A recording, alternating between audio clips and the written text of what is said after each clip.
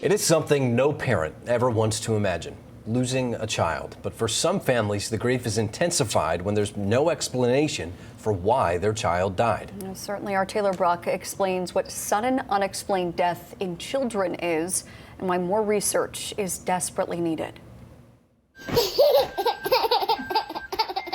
Levi Beck was known for his contagious laugh, his unforgettable smile. Levi was so loving and sweet and kind and empathetic. A happy, healthy 2-year-old. He made his parents, MaryJo and Geoff, feel complete. He really made us feel as though being parents was our calling. Levi loved traveling, fist bumping anything and everything, and thought hugs were medicine. Hug. Oh, the hug, that's the best medicine. 7 weeks after bringing home their second son, Tate, in early 2025, life was perfect for the Beck family. Until one morning, it wasn't. This is unfortunately where we found him the morning that he passed. On March 5th, 2025, Levi passed away in his sleep. He was 2 years and 3 months old. The reason, undetermined. It just replayed in my head.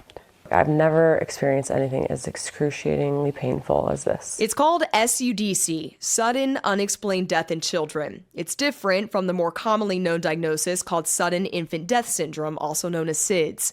That one affects infants under 1 year old.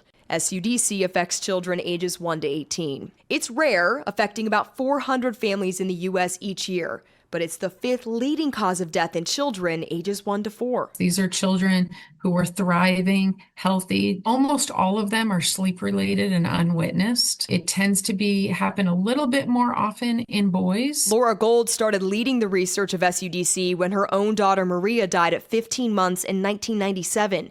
At the time, there wasn't even a term for it. We know that some deaths are indeed related to seizures. Also, from a genetics point of view, is some children having changes in their genes associated with heart problems. Still, 80% of cases, including Levi's, remain unexplained. Goodness gracious. Ah! The biggest obstacle, she says, is funding and awareness. Most pediatricians have never heard of SUDC, including Dr. Erin Bowen, until her own son Connor died of it in 2016. It's not good enough to tell a family, we just don't know why your child died. We really need to do better. The Becks had a full autopsy done, genetic testing, you name it. Everything came back normal. The lack of answers makes the grief unbearable. The most unsettling thing in the world. MaryJo can no longer hold Levi in her arms, so she wears him around her neck, his remains in a necklace, his image on her shirt. I wish you could see and everyone could see his light. Their house filled with reminders, pictures on the wall,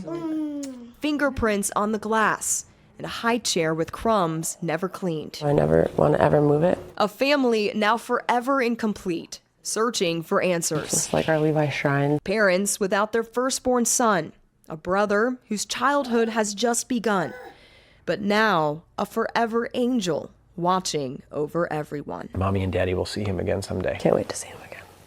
Taylor Bruck, Spectrum News. Yeah, it's horrible. My goodness, Taylor is with us now. I'm kind of at a loss for words.